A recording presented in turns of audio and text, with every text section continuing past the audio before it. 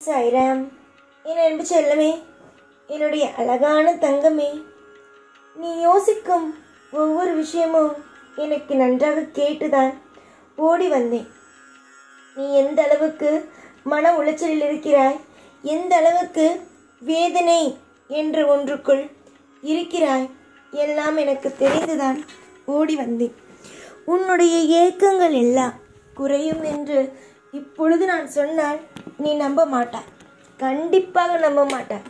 ஏனென்றால் நீ என்னிடம் சொல்லும் ஒரே ஒரு வார்த்தை, நான் ரொம்ப நாளாக கஷ்டப்பட்டுட்டு இருக்கேன், ஆனால் நீங்கள் என்ன எப்பயுமே கண்டுக்கிட்டதில்லை, இப்போயா என்னை கண்டுக்க போறீங்க அப்படிங்கிற ஒரு வார்த்தையை சொல்லுவேன்.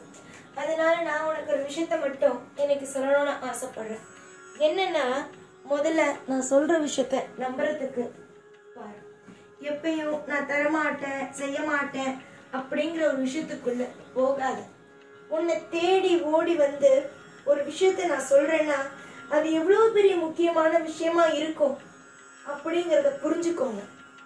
ஏன்னா தெய்வத்து மேல நம்பிக்கை இல்லாதவங்க தான் தெய்வம் எது சொன்னாலும் எப்பயும் ஏதாவது ஒரு விஷயத்த சொல்லி குழப்பிக்கிட்டே இருப்பாங்க. ஆனா உனக்கு தெய்வத்து மேல அதிகமான நம்பிக்கை இருக்குல்ல, அதிகமா தெய்வத்தை நீ வணங்குறல்ல, கண்டிப்பா நிச்சயமா உனக்கு துணை இருக்கு. இன்னைக்கு பலவிதமான குழப்பம் இருந்திருக்கலாம், உன்னுடைய வாழ்க்கையில தவறான விஷயம் நடக்கும் அப்படின்னு நீ நினைக்கலாம். ஆனா கூடிய சீக்கிரமா நீ என்னெல்லாம் நினைக்கிறையோ அதுக்கெல்லாம் அப்படியே நேர் மாறா நீ நினைச்ச பத்தியா, இனிமே நமக்கு எதுவுமே நல்லது நடக்காது, எல்லாமே தப்பா தான் நடக்கும்னு நினைச்சல, இதுக்கெல்லாம் அப்படியே நேர் மாறா உன் வாழ்க்கையில எல்லாம் உனக்கு திருப்தியாவே நடக்க போகுது, எல்லாமே உனக்கு சந்தோஷமாகவே கிடைக்கவும் போகுது. எனக்கு வாழ்க்கையில அடுத்த கட்டத்துக்கான வழியை காட்டு, அடுத்த கட்டம் நான் என்ன செய்யணும் அப்படின்னு எனக்கு வழியை காட்டு சாயி. ஏன்னா எனக்கு வழியே தெரியாம தவிக்கிறேன். ஒவ்வொரு முறையும் ஒவ்வொரு விஷயத்தையும் நான் எடுத்து வைக்கும் போதெல்லாம் தோத்து போயிடுறேன். ஒவ்வொரு நிமிஷமும் நான் ஒவ்வொருத்தவங்க வாழ்ற வாழ்க்கையை பார்த்து ஏங்குறேன். என் வாழ்க்கையில நல்லது நடந்துராதா, என் வாழ்க்கையில சுபமான விஷயம் நடந்துராதா அப்படின்னு நான் ஏங்குற சாயி, என்னை ஏங்க விடாத சாயி அப்படின்னு நீ சொல்றல்ல.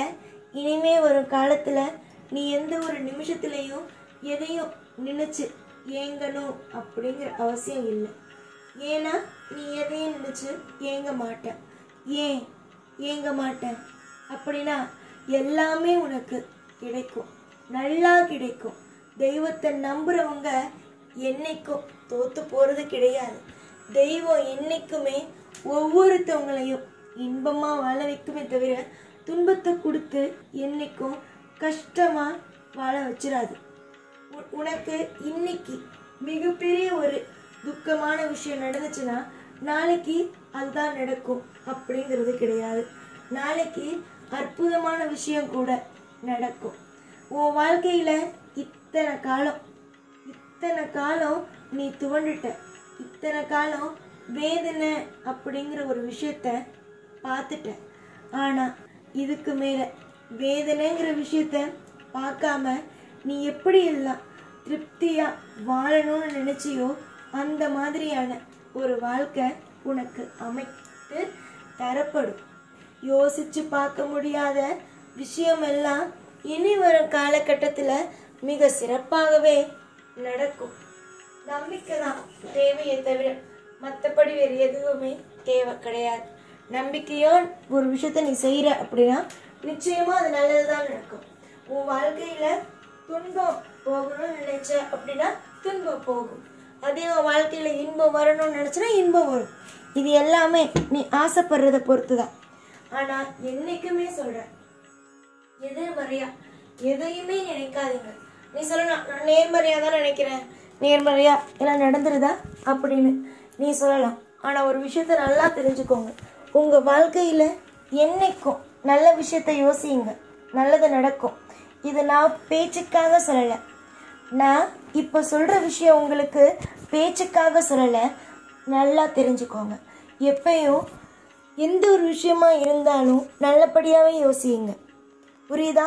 எதிர்மறையாக யோசித்து எதிர்மறையான விஷயத்த வாழ்க்கையில் பெற்றுக்கொள்ளாதீங்க. எதுவாக இருந்தாலும் நேராக யோசியுங்க.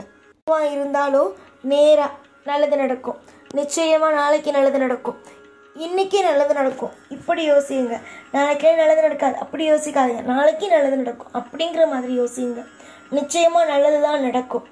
நீங்கள் விதைக்கிறீங்களோ அதை தான் நீங்கள் அறுவடை பண்ண முடியும். நீங்கள் ஒன்று விதைக்கிறதோ அறுவடை வேறு ஒன்றும் பண்ண முடியாது. அதனால் வாழ்க்கையில் எல்லாம் உனக்கு சிறப்பாக அமையும். ஒவ்வொரு நேரமும் உனக்கு இன்பம் அப்படிங்கிற ஒன்று கிடைக்காமலாம் போகாது. எல்லாமே கிடைக்கும்.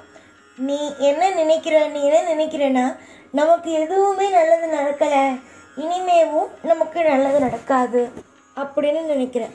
ஆனால் நான் சொல்கிறது இன்னைக்கு நடக்கலை, நாளைக்கு நடக்குங்கிறது.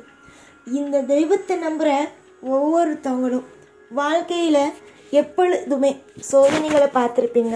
ஆனால் சோதனைங்க என்றைக்குமே சோதனையாகவே இருந்துடாது, சாதனையாகவும் மாறும். தொடர்ந்து நீ முயற்சி செய்கிற காரியம் மொத்தமும் சிறப்பாக இருக்கும். நீ முயற்சி செய்கிற ஒவ்வொரு விஷயமும் இனிமே பல மடங்கு சந்தோஷத்தை கொடுக்கும். இதுவரைக்கும் நடந்ததை விடு.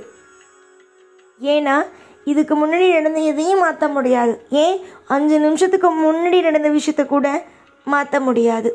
ஆனால் இனி வரும் விஷயத்த மாற்றலாம்ல.